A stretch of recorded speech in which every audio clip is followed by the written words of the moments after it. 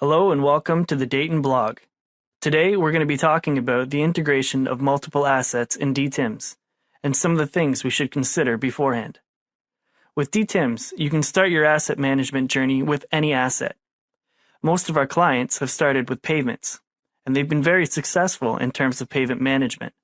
But you can easily start your journey with bridges, culverts, curb and gutter, guardrails, sidewalks, buildings, signs and signals, water utilities, and so on. dTIMS enables us to integrate any and all of our infrastructure assets.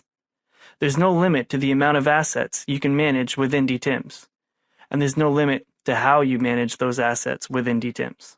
The implementation of assets are similar no matter which asset. The assets change, but the process that we use within dTIMS to manage those assets is the same.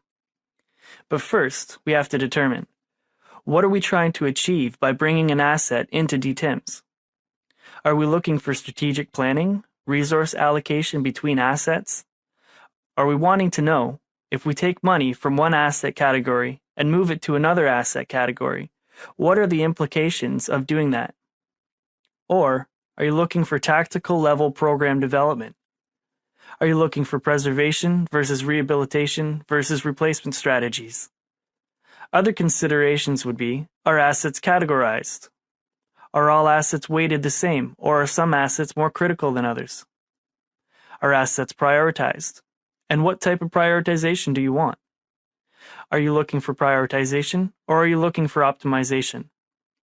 If we look at a traffic signal as an example, in most cases at the municipal level, they'll replace all the mast arms at once, as opposed to trying to manage each one separately. Replace all the mast arms, replace the control box, and replace all the span wires, everything that's needed to finish that intersection, and then move on to the next one. In a situation like that, we might be doing a prioritization versus an optimization. We might be looking at just doing the whole thing as opposed to revisiting that site multiple times.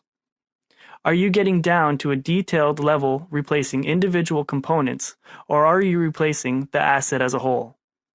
Another question we need to ask ourselves, are you going to be doing a risk-based analysis, condition-based analysis, or level of service-based analysis? A level of service-based analysis requires a lot less parameters than a condition-based analysis, which could require less parameters or more parameters than a risk-based analysis. Are you looking to integrate cross-asset? Do you want to be able to coordinate your programs together? Do you want the road program and the bridge program and the water program to coordinate within your agency? Where's the data coming from? Is dTIMS integrated directly with other systems? Or are we doing an export and import into dTIMS? And lastly, is it worth it? Are you spending dollars to save pennies? Are you analyzing something that you're automatically just going to replace? Or will this effort bring you a significant return on investment? Once you've answered all of the questions, then you're finally ready to start looking at adding assets into dTIMS.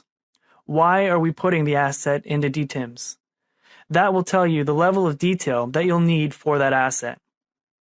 Implementation specialist Jeff Savitsky has been saying for years, if it makes sense on paper, it makes sense in dTIMS. The hard part is getting it to work on paper.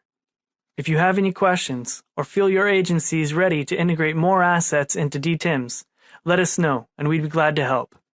Until next time, I'm Joel Beaulieu and this is the Deighton Blog.